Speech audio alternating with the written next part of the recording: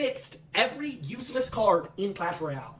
Now, like, this is peak. I'm guessing it's gonna be concepts, eh? Some cards in Clash Royale are straight up useless. You never see them in meta decks, and they've been weak for years. But sometimes all it takes is one small change. Maybe a buff, maybe an evolution, rework, or a complete replacement. So today I'm taking the game's most forgotten cards and ooh, that's funny, bro. He posted this a couple days ago, and they, just fixed Three Musketeers. Figuring out how to finally make them worth playing again. Down, boy. Let's start with a card that's been one of the least used in Clash Royale for years, the Barbarian Hut. Every few months there's that one video titled Barbarian Hut is actually good now, but I mean, it never is. The closest it's ever come to being decent was back in early 2016 when nobody really knew how to play the game yet. Supercell's tried a few things to bring it back, but the last major change came in October of 2022. Its cost dropped from 7 down to 6. It spawned 3 barbarians every 14 seconds instead of 2 every 10. The lifetime was cut from 40 to 30 seconds, and the death spawn was reduced to just 1 barbarian.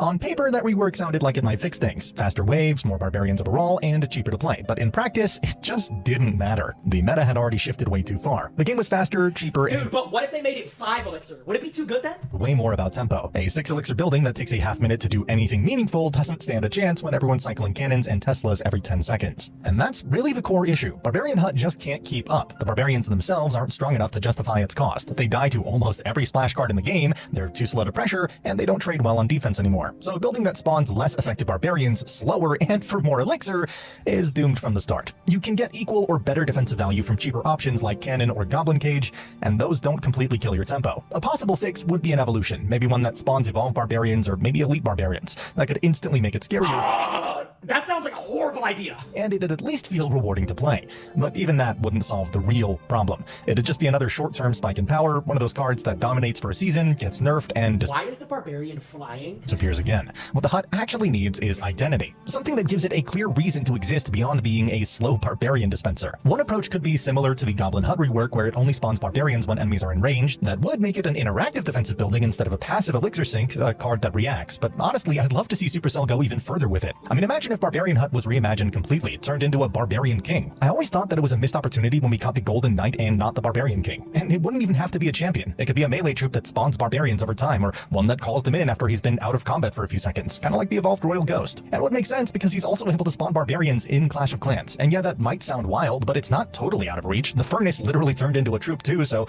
there's already precedent for buildings transforming into units. The only tricky part is naming. Barbarian King doesn't exactly sound like a hut, so maybe they'll do what they did with the heal spell and change the name. It'd give the barbarian archetype an identity again, aggressive, brawling. Bro, but I think the issue with the Barbarian Hut is it's too clunky, bro. It's like, it's too slow. Chaotic, and finally make the hut feel like a card worth playing, not just a leftover from 2016.